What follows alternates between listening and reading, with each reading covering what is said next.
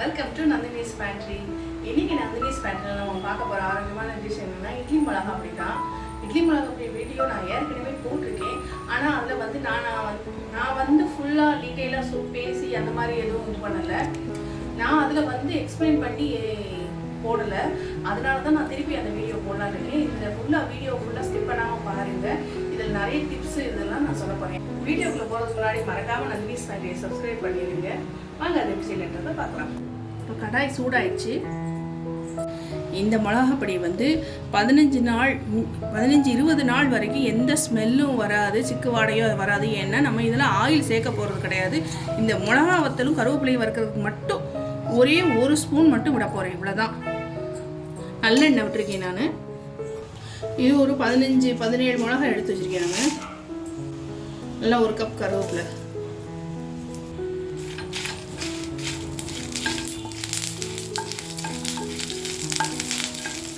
இதை கருவேப்பிலையை நல்லா வாஷ் பண்ணிவிட்டு கொஞ்சம் மேடையில் ஒரு டவல் வச்சு காய வச்சுருக்கேன். இதில் எல்லாம் ஈரத்தன்மையெல்லாம் போயிடும். அதனால தான் இதை மிளகா வத்தலோடு சேர்த்து வதக்குறேன்.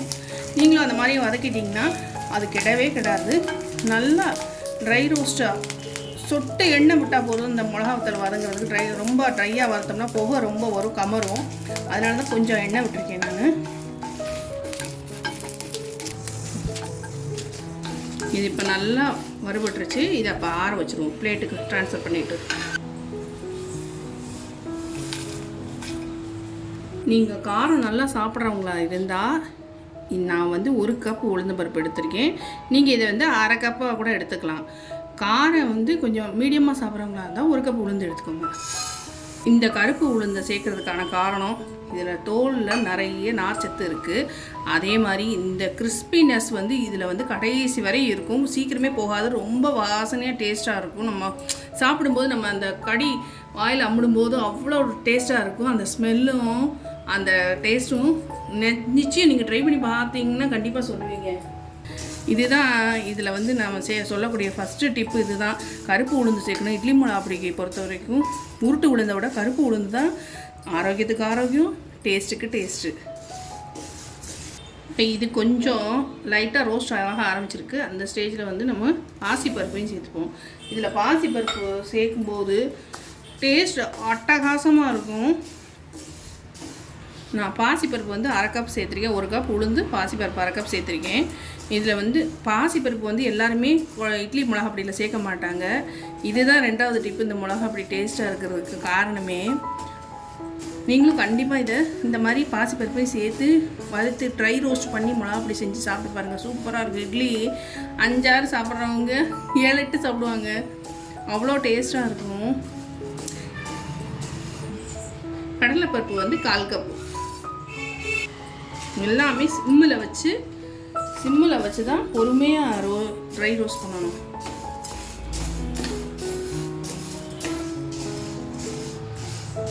நல்லா பொறுமையாக செவக்கிற அளவுக்கு நல்லா வறுக்கணும். தனித்தனியாகவும் வறுக்கலாம், ஒன்றா போட்டு வறுக்கலாம். என்ன ஒன்றா போட்டு வறுக்கும்போது கொஞ்சம் டைம் ஆகும். தனித்தனியாக வறுக்கணும், டக்கு டக்குன்னு வறுத்துடலாம் எல்லாமே.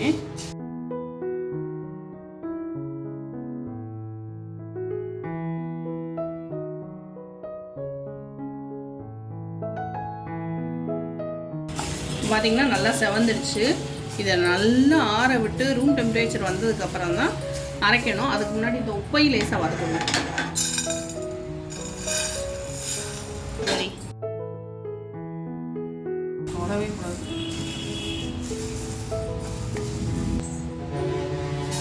உப்பையும் போட்டு லேசாக வதக்கணும்.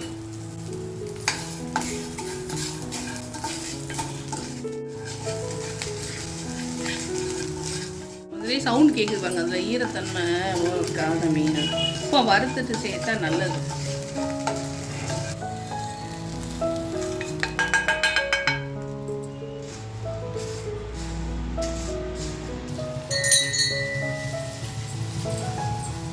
கட்டி பெருங்காயத்தையுமே இப்போ வந்து லேசாக வறுத்து விட்டுருவோம் இந்த சூட்லேயே.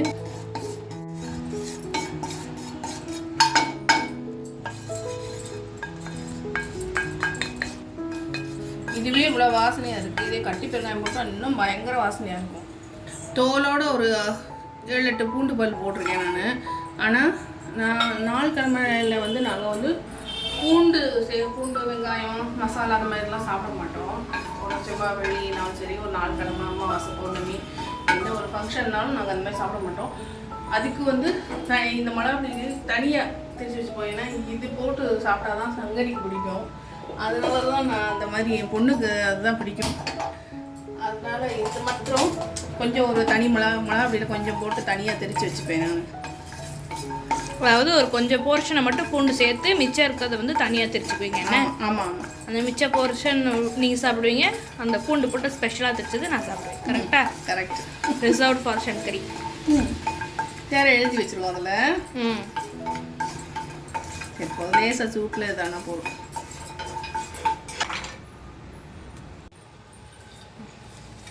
இந்த பூண்டை லாஸ்ட்டாக சேர்த்துக்கலாம். ஃபஸ்ட்டு இதை ஒரு ஓட்டிட்டு வந்துடலாம்.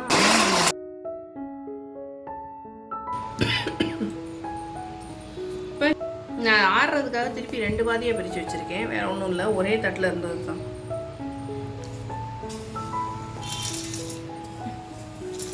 இதில் வந்து அதாவது உளுந்து கம்மியாக போடுறவங்க வந்து காரம் தெரியாமல் இருக்கிறதுக்கு கொஞ்சம் எள்ளையும் வறுத்து போட்டுப்பா.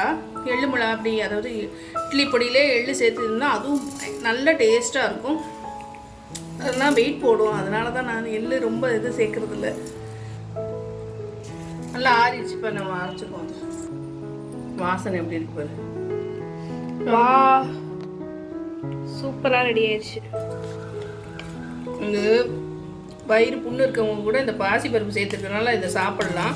1-2 இப்படி குறைப்பாக இருந்தால் தான் நல்லா இருக்கும். நம்ம வந்து இது பண்ணி சாப்பிடும்போது அடியில் கொஞ்சம் அரைப்படாமல் இருக்க போல இருக்குது. அதை இன்னும் ஒரு ஓட்டிடலாம். அப்புறம் வந்து இந்த வாட்டில் இதை ட்ரான்ஸ்ஃபர் பண்ணிடணும். பூண்டு சேர்க்காமல் அரைச்சிருக்கேன்.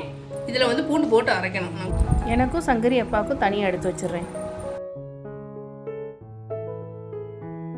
பூண்டு சேர்க்காதது உனக்கு நான் பூண்டு போட்டு அரைச்சி வச்சிடுறேன். ஓகே, இதை விட பெரிய ஜாரில் இருக்கணும்.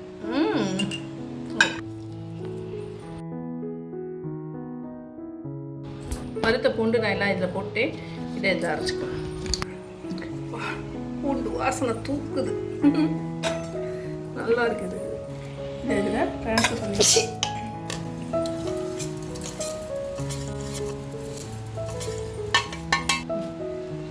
இது வந்து பூண்டு போட்ட பொடி. இதுவும் வாசனை பிரமாதமாக இருக்குது. இது பூண்டு போடாத பொடி. இதுவும் வேறு ஸ்பூன் போடு. இது வந்து பூண்டு போடாத பொடி. ரெண்டுமே சூப்பராக இருக்குது. ரொம்ப டேஸ்ட்டாக இருக்கும். ஹெல்த்தியானது தான். கருப்பு உளுந்து, தோல் உளுந்து சேர்த்துருக்கோம். அதேமாதிரி பாசி பருப்பு சேர்த்துருக்கோம், கருவேப்பிலை சேர்த்துருக்கோம், பூண்டு சேர்த்துருக்கோம். இதை விட ஹெல்த்தி என்ன, எல்லாமே சூப்பராக இருக்கும். இது கண்டிப்பாக இதை ட்ரை பண்ணி பாருங்கள். இது எண்ணெய் விட்டு கொழுப்புனதுக்கப்புறம் இது கலர் வந்து நல்லா டார்க் கலராக இருக்கும். இது ஆறட்டும். அதுக்கப்புறம் இதை மூடி வச்சிடலாம். ஆறிச்சு மூடி வச்சிடலாம்.